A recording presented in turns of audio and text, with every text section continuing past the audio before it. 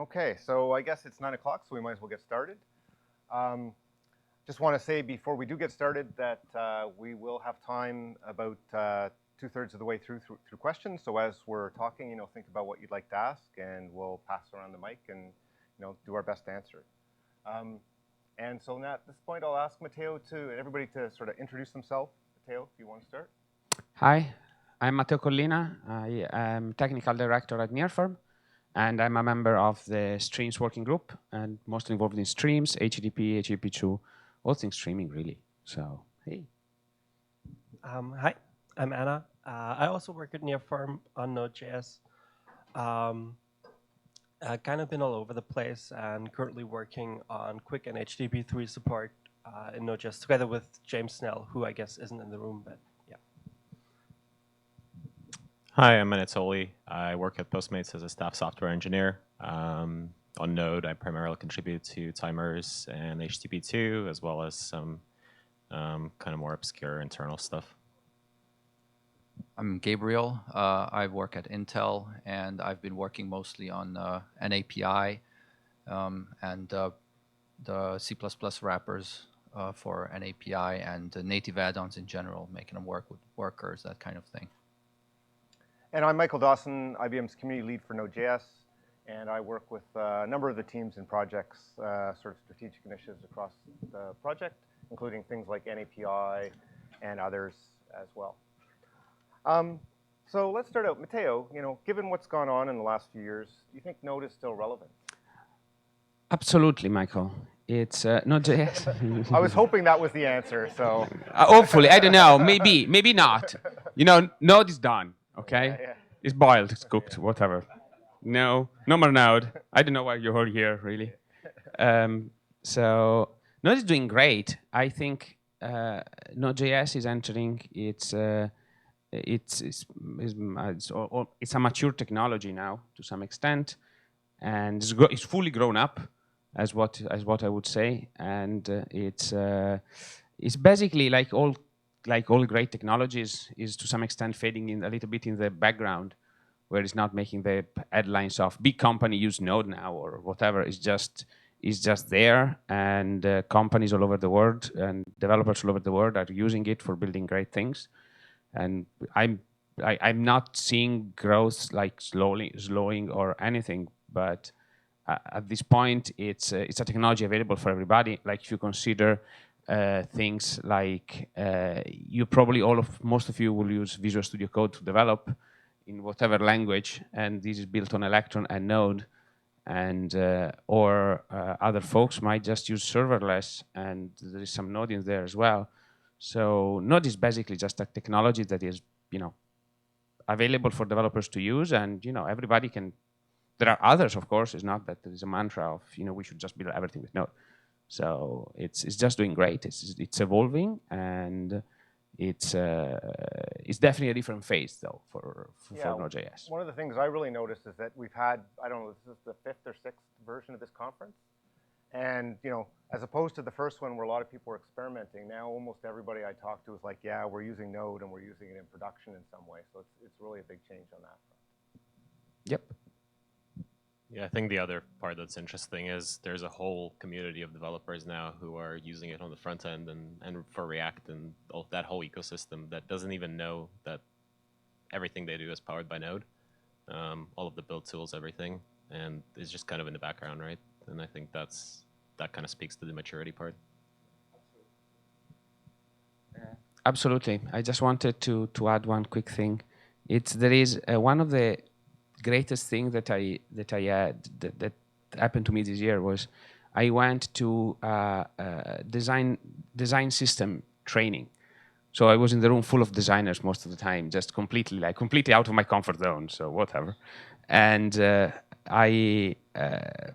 one of the things that happened was, okay, in order to do one of the exercises of during this day of training was, well, you need to use this software, and in order to do that, you need to install Node.js. And they were just like, okay, now we have all this room full of designers that have Node.js installed in their app. They don't even know what this is, but they just use this tool to use Node to use some tool on top of it. And for them, it's basically just a runtime. just a dependency. So it has been a fantastic feeling, really. Like it's, we are helping a lot of folks innovating and creating new things that are disrupting other industries that are not even, we're not even our starting targets, you see. Okay, so it sounds like we've seen a lot of on the business side Node maturing. Anatoli, how do you think the code base is aging? I think it depends, right? So it's interesting because there's a lot of parts in Node that are moving really fast and are really progressing at a good pace and moving forward. I mean, you look at stuff like workers, you look at stuff like modules, and that stuff is really kind of the code quality is really amazing. But then you go back to some of the stuff that requires backwards compatibility. If you think about streams and HTTP, there's ecosystem modules like Express out there that support all the way back to 0.10, I think. Maybe, yeah. Yeah. So you have this tremendous range of versions that you have to support.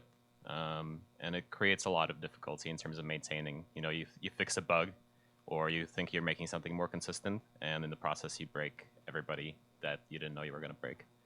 And we have tools that help us deal with that. There's obviously Canary in the Gold Mine, and that helps us test things, but it still makes it tricky, and you have to have a lot of kind of specialized knowledge to contribute to those modules and to keep them evolving, which I think makes it really tricky. So are there any things you think we should be doing differently in the project to help us manage the aging of the code base, or? I don't know. Matteo, any thoughts? We definitely need more, or we always need more people involved, especially on those areas that are not, most of the time are not, there is no sparkles like is in those in maintaining that code. Like it's a friend of mine, a Node.js collaborator, Matthias Booth, says, every time we try to maintaining node streams is like playing whack-a-mole. Every time you squash a bug, 10 more pops up, and plop.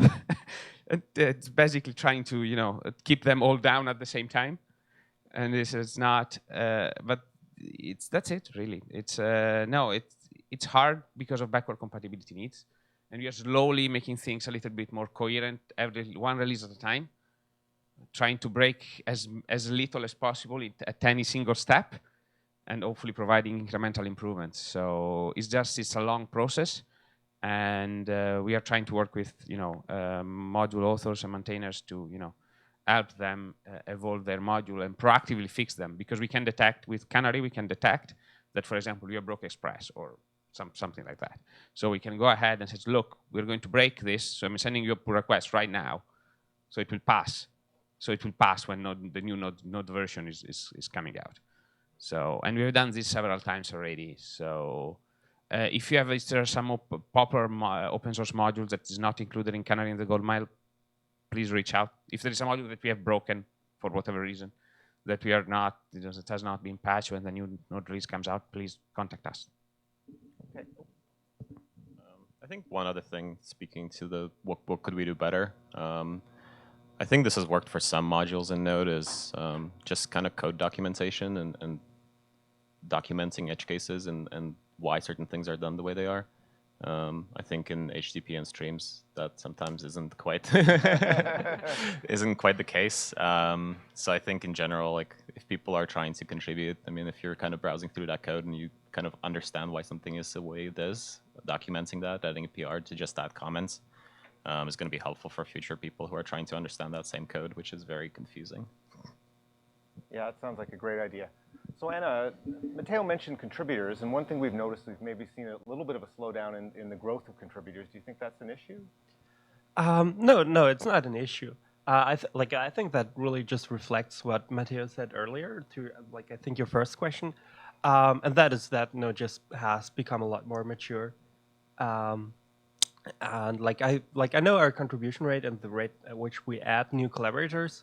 I think it's maybe I don't know, 70, 80% of what it was 2 years ago or so. So it slowed down a bit, but that's really just a sign that, yeah, Node is mature and maybe there's fewer low-hanging fruit, hanging around. And that it takes, because of that, it takes more commitment to contribute to Node on a regular basis. Like Anatoli said, like some areas where we actually need folks the most require a lot of time working your way into it, like HTTP, R streams, or TLS, or stuff like that. Old code. uh,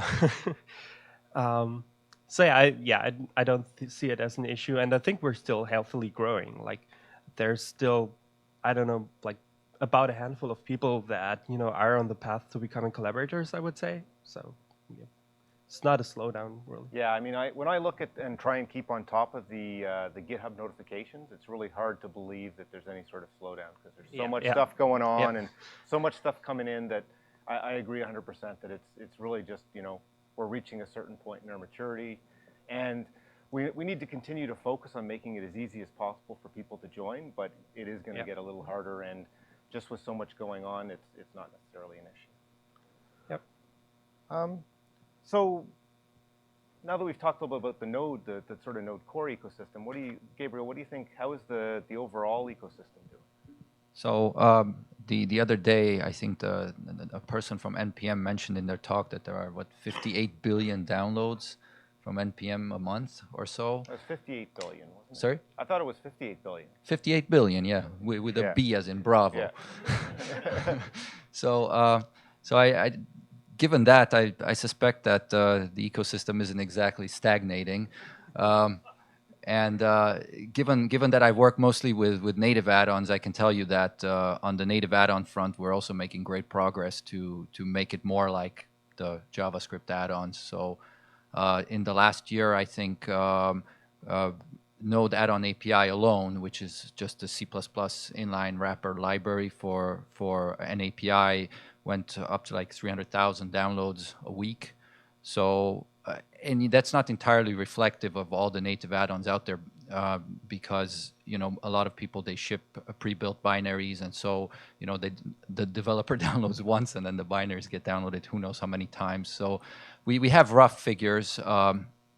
The maintainer of Level Down did a great job compiling all the native add-ons recently and breaking them down by which ones are moved to an API and which ones are didn't. That's a great help for us. And in the new year, when Node 8 goes out of maintenance, we have a lot more sort of we have like fairly big modules. Like I think Node SAS is sort of poised to move to an API. And they've just been waiting for Node 8 to sort of drop off the map. And so that's going to add, I suspect, a few more downloads a week to our tally. And so yeah, an API adoption is going along well. And I've actually heard from Matteo that in one case, I forget which module. Level Down. They actually had a performance boost by moving from NAND to an API. So that's great to hear. So I have no worries, I suspect, about either the JavaScript ecosystem or the native one. So, yeah, I know that because of all the value that ecosystem is delivering, there does seem to be some discussion about like how do we get funding, how do we get support. So I think we have a few things that we're working on through that package maintenance effort in terms of like helping the ecosystem, but it still seems to be pretty healthy, and it's growing and doing well.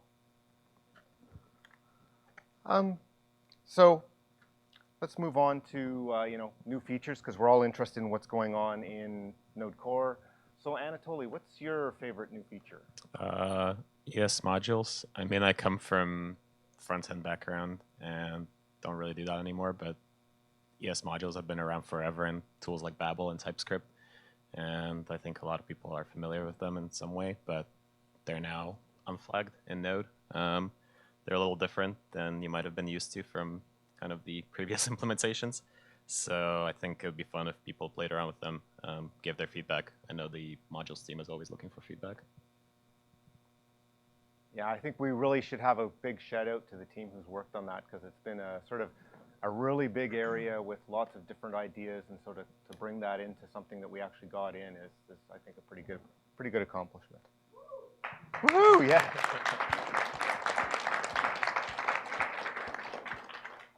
So Anna, what's your favorite new feature?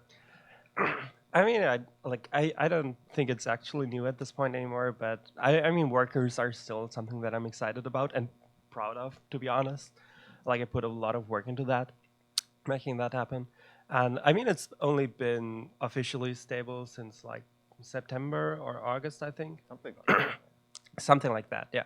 And I mean, like, it has, like, there haven't been many changes up until that point, so it's almost been stable, like, de facto for a year or so. And people are starting to use it, and people are actually starting to use what we intend to for people to use it for. Like we know when we started working on workers, we were kind of worried that people might use it to, like, basically do the same as cluster, like put I/O onto multiple threads and try to do multi-threading like the classical way that you did before Node. But no, like, people are actually using it for CPU-intensive tasks that have to be moved off the main thread, which is exactly what they are there for. And there's NPM libraries evolving around the feature, and that's just really cool to see happening. Yeah, that was definitely one of the ones I'm really excited about, and just to see all the different ways people are going to use it. And I think hopefully it gives Node some other use cases that people are going to be able to use it for. So really important on that front. Gabriel, how about you? What's your favorite? I will surprise you greatly. It's NAPI. No, but so I mean, NAPI isn't a new feature, right? I mean, I think it's around. It's been stable last year, right? This year, though, we've added some stuff to it that actually does a lot to support the new workers. Because something really strange has happened because of worker threads, right? So native add-ons, NAPI or otherwise, before worker threads were basically singletons, right? The node process starts, sooner or later the application loads some native add-ons, and then the application runs, quote unquote, forever, and then the process quits, right? At forever, it quits, right?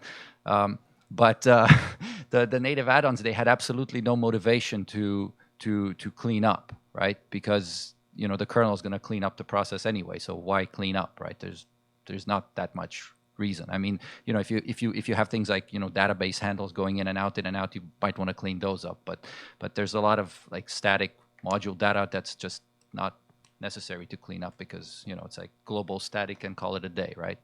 So all that changes with workers because now you essentially have node instances going on and off, on and off, on and off, running what is potentially an entire application with who knows how many native add-ons, and then the thread quits. But the process is still there, so there's nobody cleaning up that memory, right? The kernel is still waiting for the process to quit, and that doesn't quit, right? So what became global singletons had to become essentially self-contained and properly lifecycle managed objects, and that's a huge shift, right? Because we're talking about like 30% of the ecosystem that has to now all of a sudden, whoa, Nele, now this thing's static data. Now I all of a sudden got to move it because it has to be thread safe and it has to be cleaned up. And all my references, all my wrapped objects. What happens if they don't get garbage collected before the environment quits, right? And so a lot of the features for NAPI 4 and 5, which we released since last year, are about that. So we added, Anna added environment cleanup hooks first to Node, and then we exposed them over NAPI. Then we added something that's similar but not exactly the same, which is the instance data, which makes it really easy for any native add-on to just say, during init, allocate this data, stick it there, and here's the thing with which to free it. And then when the environment quits, it calls the freeing thing. So. And at any point in the add-on, you can just say, "Give me that data," right? So you don't need to like with hooks, you need to sort of, yes, you have a pointer now, no more static data, yay, and you have a way to free it, but you still have to sort of thread it through all your async workers and thread safe functions and all your bindings and stuff like that. With instance data, you don't need to thread anything; you can just get it very cheaply from the environment, and it's going to be unique to your module. Right, to your module instance, in fact. So if you have 3 instances of the module, each one get a different one. So these are some of the features for an API. And then I mentioned thread-safe function in passing. That's another one that was really in demand because people had their own native libraries out there that were doing threading and so forth, and they tried to write bindings for Node.js to expose all of this to people who write JavaScript. And the first, well, no, the second thing they encounter is, I can't call into the engine from another thread, right? And so how do I make that easy, right? And so basically, thread-safe function sort of bundles a bunch of utilities, threading utilities provided by libuv together to give you the abstraction of just making a function call into JavaScript as if it were on the same thread, but now it's okay because it's thread safe, right? So you call into JavaScript and you can even receive a response back, but of course it's all asynchronous because it has to be. So that's another very cool feature that I found that people are using and filing lots of bugs about, which is great. Okay, so Matteo, what's your favorite new thing on the block? Well, you probably know already to some extent. It's not new. It's something still not new still, but it's sync iterators. I did a big talk yesterday about that, so I don't know. Maybe you watched that. If not, this is YouTube. That's it. And I think it's solves so many problems that people are facing with using streams and Node.js for a lot of cases, and you should probably know more about this new primitive that is available in the language. Consider that from January, all active LTS lines of Node.js will have async iterators. So essentially, you can actually ship async iterators. You use async iterators on all supported lines. So there's no real reason for not to use them everywhere to some extent. So it's pretty cool. Another thing that it has been happening in the last while is we are making some progress on the unhandled rejection problems. So I don't know how many of you are familiar with unhandled rejections. Hopefully, it's essentially the core part of this. It's just to summarize, because it's a very long topic, very long discussion. Like I'm talking about 100+ comments on GitHub issues every single time this thing has been open. So, or order of magnitude off. Yeah, it's like 1,000 comments. 1,000 comments. Yes, 1,000 comments, like for every single GitHub issues. And the key part there is what happens when your promise rejects and there is nobody listening for it. Nobody attaching a catch handler. What should be the default behavior? How Node should behave, and so on and so forth. We have added some flex in Node to introduce a strict mode, which will actually make Node crash, which I personally think it's the right thing to do, and a lot of other people do, but not everybody. So, long story short, says there is all of that has been making some progress. I've recently landed a PR that I've been working for 6 months. When you land a PR working for 6 months, you're actually quite happy. And that basically allow you to capture the rejections that happen inside event emitters and, have them actually do the right thing. For example, destroy a stream or close an HTTP request or so on and so forth. So it's might get a little bit safer to not crash on, on 100 rejections by default, but you should really. So you should. And I just want to add in my 2 cents that landing the full internationalization support by default was a good one of my favorites, where now people, across the world can work in their own languages a bit more easily. So at this point, we want to open it up to questions from the floor. It includes full ICU, so it includes the full ICU data by default. So if you use the ICU APIs before, by default, you would only get English. And you would have to take extra steps to be able to get the data for those other languages. Now it comes bundled in, and all the data for all the languages is there. So if you're converting currencies or, it's not, you still got to internationalize your text, but the support for the things that vary between languages is there by default for the different languages. So there is no such thing as done in software.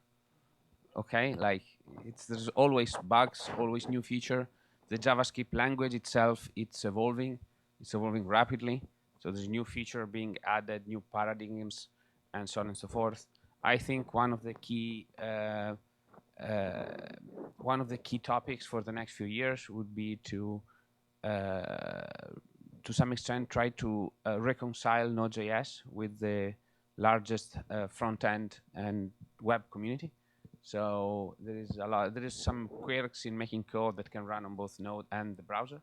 So that for me, that is a challenge, and that's where a lot of focus will go. On top of that, there is new things that are happening in the ecosystem. So, for example, there is the quick and HTTP3 is going to happen, and it's happening already all over the industry. So the big vendors are all implementing that. So that is would be kind of the new thing, and so on. Overall, Node.js is doing well to some extent. So there's a ton of work. So if you want to get involved, there are 900 open issues. So, and 300 open pull requests. So, it's, however, I think with the addition of Worker, probably we have tackled most of the, biggest challenges of bigger requirements for Node. There's also a lot of things that can be done, for example, to improve the performance on serverless environments. So reducing cold start and other things that needs to be done inside the internals, which might not be, fancy. Like this is a lot of hard work to shelve off, 50 milliseconds or something. But that is on a cold start. But we have done some of the work. I don't know. Yeah. I just wanted to add, so one thing that we always have to do is keep up with the language. Like Matteo said, it's not just that the language is evolving and we ship new V8 versions and we get new features, but we also we try to keep integrating them with Node.js. For example, async iterator support in streams, stuff like that. That's gonna keep happening. And there are some open questions, like for example, what exactly do we do with private properties when we're inspecting objects with console.log, right? These things get tricky. And so yeah, there's always a lot of work to do. Also quick, that's a huge thing. It's a huge addition to the code base too. And it's cool to be working on that, and it's cool to see that happen. And these things are also going to keep happening in the future. So, yeah.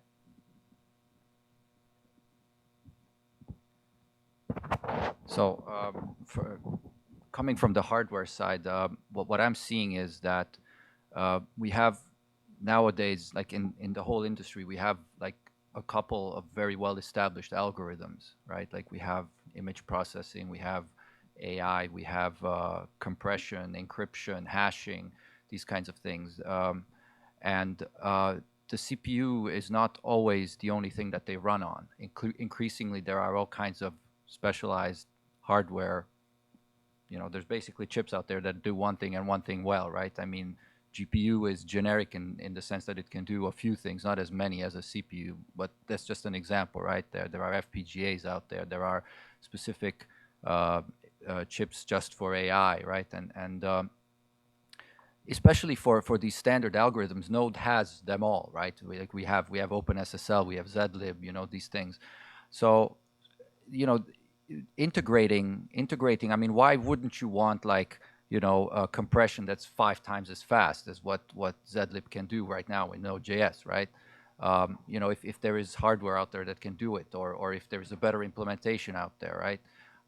So basically what I'm seeing is that there's this heterogeneous sort of computing environment slowly kind of making its way through the different cloud service providers and so forth.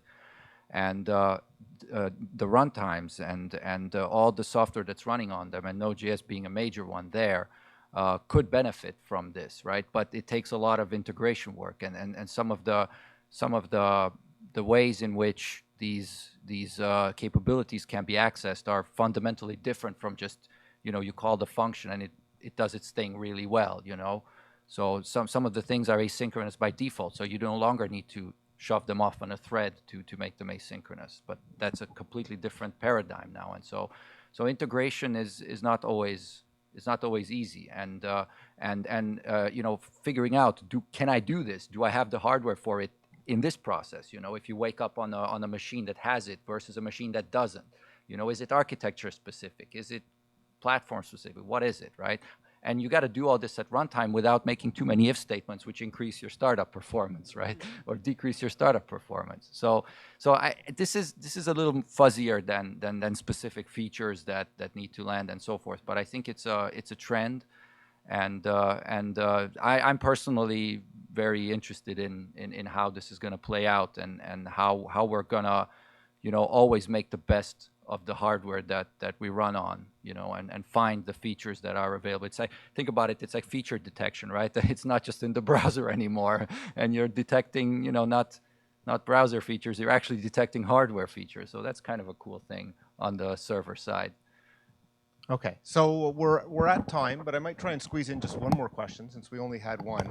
And so we won't feel bad if you have to sneak out for your next talk, but we'll take one more. I think we had one here. Hi guys, I'm Jimmy. Michael talked yesterday about the new maintenance process that you're putting into place, or the community is putting into place. And I'm curious, how's that change the TSC? I mean, maybe with all those new chips, this isn't true, but if there's some kind of asymptotic drop off after a while and things stabilize, you have, you know, fewer feature requests, more people saying, help, help, I fall and I can't get up. That prioritizes the maintenance process, presumably. And I'm just wondering, I mean, will there always be a TSC and will always be different than maintenance people, or does it change over time, or, you know, how do you deal with that maturity in terms of this process? So I'll start by answering that in that I think the maintenance process he's talking about is the work in the package maintenance group to try and. Oh yeah, that's right. I don't have the mic. Sorry. The maintenance process he's talking about is the work in the package maintenance group to try and figure out how we work with the overall community to make things better for maintainers. I personally see that as there's some good synergy with Node, but it's not. It's kind of still its own thing. Like, so I don't think personally that's going to affect the TSC necessarily. It's something that I think it's good to have the input and sort of the attention of the TSC members to help move it forward. But I don't think there's going to be a direct impact in that front. Other people can try. The TSC is fairly focused on the, you know, Node and the features that are related to that. I mean, obviously we think the rest of the ecosystem and those pieces are important, but I don't think it needs to be everything merges and is in one area. We have strategic initiatives, so it, you know, could fit into something like that where it's one of the areas we have a champion who pushes it forward. But we have lots of those different things, and as everybody on the panel mentioned, there's lots going on and lots happening. So, you know, I think we'll always have those different things. And I think so you know, we work very closely, right, with all the working groups that we have in our organization, and I'm fairly certain that I don't think there is even one where we don't have at least one TSC member there. So you know, between us, we basically try to keep abreast of all the stuff that's going on, right, and it is of immediate impact to us. You know, so like I personally, even if I don't participate in all the discussions and stuff, I read like most of the threads, right? So it'll set off alarm bells, positive ones or negative ones, if I see anything that catches my eye, right? And I think that's true for all of us, right? So you know these working groups, they're not working in a vacuum, right? So it is all, as far as I can tell, a fairly cohesive project, and it is in our best interest to keep the ecosystem and the core aligned as much as possible, especially now that we are such a mature project and that there is, like, you know, real money riding on us, right? So you know, it's in our best interest to do this. Okay, so thank you very much for coming. And being patient as we went over a few minutes, and also for getting up so early and coming to the first talk. Thank you very much.